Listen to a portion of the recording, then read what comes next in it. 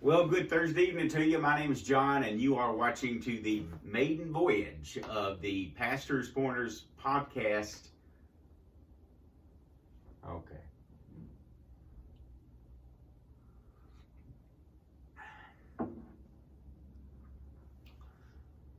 Three, two, one. Well, good Thursday evening to you. My name is John, and you are watching the maiden voyage of the Pastor's Corners video podcast. We changed the format effective today, and I spoke with my friend and your friend, Brother Ron Plymel. We have the Bible Talk with Ron and John program that's heard at pastorscorners.com. And I run the idea of just having our YouTube channel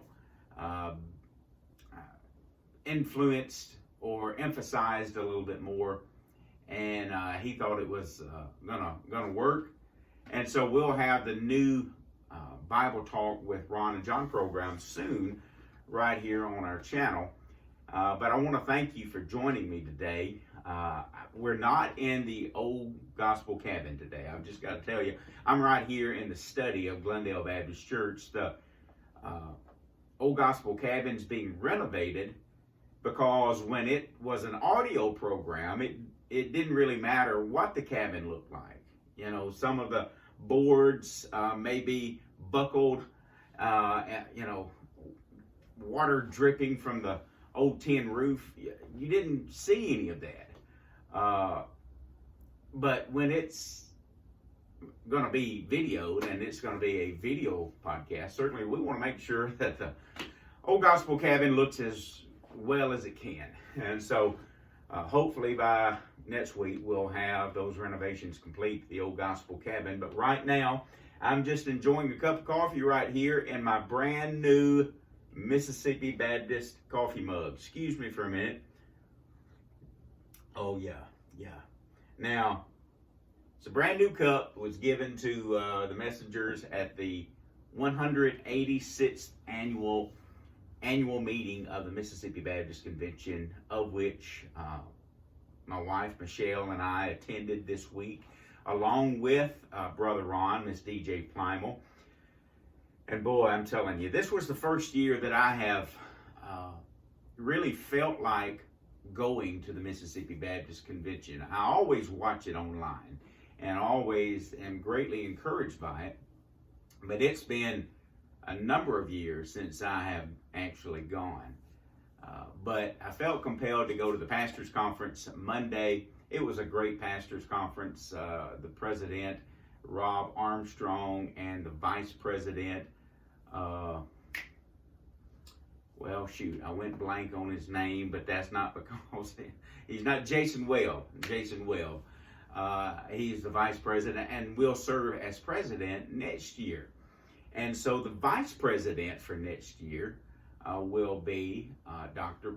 Brandon Powell, who is a former pastor here as well, like myself and like Brother Ron here at Glendale Baptist Church. So we at Glendale could not be more proud of Brother Brandon and, of course, Brother Jason Webb, which is his brother-in-law, who's going to be serving as president this next year, the Pastors Conference. But Rob Armstrong and all of the team put together such a great Pastors Conference. It was encouraging.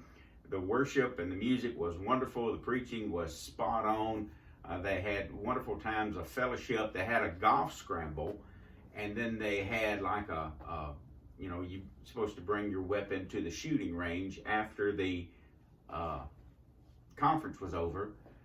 And I might would have liked that. I do shoot a little bit, but not much. But neither one of those was just necessarily up my alley. But it was to promote fellowship, and I don't know if that's ever been done, but I thought it was just a fantastic idea, even though I was not able to participate in it because of various things. But I know that it was a great time. I know the Pastors Conference sure was. And then Monday and Tuesday, Tuesday and Wednesday of this week, they had the actual convention. And Tuesday night's always such a great night for Mississippi Baptists. And our new executive director, I say new, He's been in that role for a little while, but because of COVID and everything like that, many people maybe have not met Dr. Parker. And Dr. Sean Parker is originally from Mickey, Tennessee, just right up the road here from Glenn, the Corinth area. And he served a variety of churches in Mississippi and Louisiana and maybe other places, but those are the two that I know about. And he is serving as our executive director. And so he unveiled a new logo for the Mississippi Baptist Convention. The previous logo that we had, you might remember, it had a cross and rays radiating from behind that, and it said Mississippi Baptist. And that logo came into effect when the former executive director began with Mississippi Baptist. And I love that logo, and I love this one as well. And Dr. Jim Futrell, the former executive director, and his team came up with the cross logo, and it was wonderful. But now, a new day, a new moment in Mississippi Baptist history. And so I want to get a little bit closer and let you look at this mug. I'm really proud of it. And it's got the logo of, looks like a river, doesn't it? And of course, wherever you go in the world, you say Mississippi, and someone says, is it close to the Mississippi River? Yes, yes. So that's the idea from that. But also, as Dr. Parker explained, the gospel is just simply carried from minister to church to individual to Christian. And we, as Acts chapter 1, verse 8 states, we are his witnesses. And then, of course, it says Mississippi Baptist. Now, he did a much better job explaining the logo than I did, but I watched it real good. You know me. And filled it up with some instant coffee. And I said, well, I'm going to enjoy my first cup with my friends at the 8 o'clock pot variety show. Oh, yeah, that's really good. But it's been a good week, y'all. I'm telling you, I saw so many friends from years ago when I began pastoring.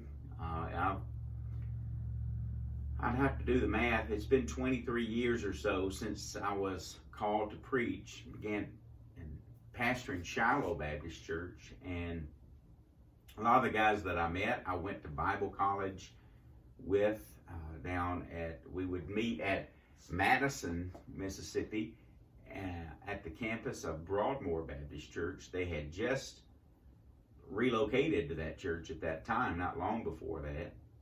And it was through Level College of the New Orleans Baptist Theological Seminary. So I was working at WCPC Radio in Houston, my hometown, and Mr. Robin Mathis enabled me to be off every Monday and travel. I traveled down to Madison from Holcomb, Mississippi, where I was pastoring there at Shiloh Baptist Church. And so I drove down there, and I took as many classes as I could, and then I had to take some classes on the seminary campus, some online, and so I was finally able to graduate. However, something terrible happened in 2005. A storm came through New Orleans called Hurricane Katrina, and I was down on campus living in a dorm by myself. And Bradford Chapel, they were wonderful in that they allowed me to drive down on Monday to the campus, go to school all week, and then drive back on the weekends. Not only they were understanding and gracious, my sweet wife and my little boy, they were extraordinarily patient. And so I always say, whatever degree a minister has, that whole family earned that. And that's certainly the case with us. But my family, church, they allowed me to go down there. And I stayed in a dorm room by myself, and I only stayed there about 2 weeks. And I was getting ready to go to class one day, and had the TV on in my room, and I was getting ready to go to my first class, and I had the local news on. and they were talking about that there was a storm out past the Gulf, but I understood that it did not look like it was going to hit New Orleans at that particular time. Maybe I misunderstood. Well, there wasn't really any danger, we didn't think. So I went on to class. I said, you know what, I'm through with classes for the week on this Thursday. I think I'm just going to go on home. So I went home late Thursday night, left all my stuff in the dorm room, and of course we know that Hurricane Katrina wreaked havoc on the area there. And so I never went back to get my stuff. I was on the second level, and it might have been okay, but the window for them, for people to get on campus to get their stuff was very, very small. I think it was on like a Sunday afternoon maybe, and somebody called and said, well, you know, if you'll be down there at 3 o'clock or whatever, then you can get your stuff. But man, I live 6 hours away. There's no way I could get down there. So fortunately, a friend of mine was able to get in my room and get some items, but not just a whole lot. So a lot of it I lost. But I'm thankful that I was able to get out safely. And so wound up doing the rest of my education online. And my class and I, we graduated from, at church at the church at Brook Hills in Birmingham, Alabama. At that time, David Platt was the pastor, and that's where they had moved the graduation services. I graduated in December. But nevertheless, I didn't mean to go down that rabbit hole. But along the way, I met a lot of dear friends, lifelong friends. And to be able to catch up with them at the convention and ask how they're doing, and it was just a tremendous blessing. I got to see former pastors that I've served in associations with. I got to see fellow staff members that just blessed my heart to see. It meant so much to me. And to hear great preaching, great singing, and to see the way the Mississippi Baptist Convention conducts itself in matters of business. They talked about the cooperative program over the last, 1925 when it began. And there's $20 billion that has been given to the cooperative program in America. And Mississippi has given $1 billion. And so I think that's incredible. As someone said one time, Mississippians may not know how to make money, but we sure do know how to give it away. And what a testimony. And so I could go on about talking about the convention, but I told the church last night here at Glendale, thank you for allowing me and Michelle and Brother Ron and Miss DJ to serve as their messengers. It was a joy, and I was glad to be back on. Let me get you a cup. I hope that you'll, a drink rather. I hope you'll get you a drink of your coffee. What else is going on? Here's Glendale Baptist Church this Sunday. We're having the Lord's Supper service at 11 o'clock. And so that's always a very moving time. And so we encourage you to come and worship with us for the Lord's Supper. Also Sunday night, this is going to be October the 30th, we've got our annual Fall Festival. And the Children's Committee has been working on this, and maybe other committees, but I know the Children and perhaps youth committees have been working on it. I don't know who all has been, but they handle it wonderfully. And so that begins this Sunday at 6:30 in our Family Life Center here at Glendale Baptist Church. And we're going to have all types of games and booths, and from face painting to we've got a little miniature horse coming. I understand. We believe we do. Brother Ron called me today and said he'd love to bring Gabby, which is like a little miniature horse. I don't know a whole lot about horses, but I said, man, that'd be great. So Gabby will be here Sunday evening, Lord willing, provided she's not sick. in that she's a little hoarse. Okay, that's terrible. That's terrible. I do apologize for that dad joke. But nevertheless, this Sunday, October the 30th at 6:30, we'll have that fall festival. I hope that you'll come out and be with us on that day. We've got a little lamp and a lot of the stuff that's in my office here, my study. I like to call it a study because between an office and a study, I need a study a lot more than I need an office. Meeting with the Lord. So we've got the Bible right there in the center, as it should be. But this lamp right here was given to me by a good friend, Kenneth Earl Lee. And so I think about Kenneth Earl whenever I use that light, which I use it all the time. This duck over here, do you see that? Let me stand up for just a moment. This is made by, it's made in the USA, but I can't remember, Flambeau. But nevertheless, it was one of the last decoys that was made, maybe by the company, I'm not for sure. But Granddaddy gave me a couple of these. My paternal granddaddy, W.C. Hames, him and grandmother lived on Blue House Road outside of Calhoun City, Mississippi. And so whenever I was a kid, young teenager, he gave me a couple of these. And here's one of them. I always display it in my office. But it's also sitting on just a base here that's been cut and beveled and stained. And my daddy, Jerry Hames, made that. And so his dad gave me the duck.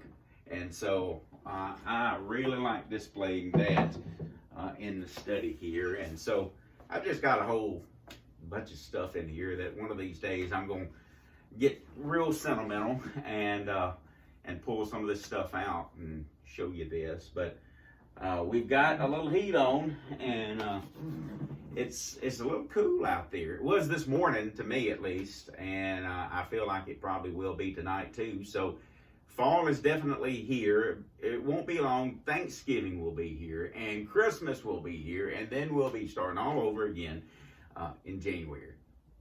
This is the Pastor's Pointers video podcast, the 8 o'clock pot variety show. A lot of times I have music playing. I haven't violated too many copyright laws. Now, every now and then I'll get a notification, and far be it from me to want to violate a copyright law because we want this show to be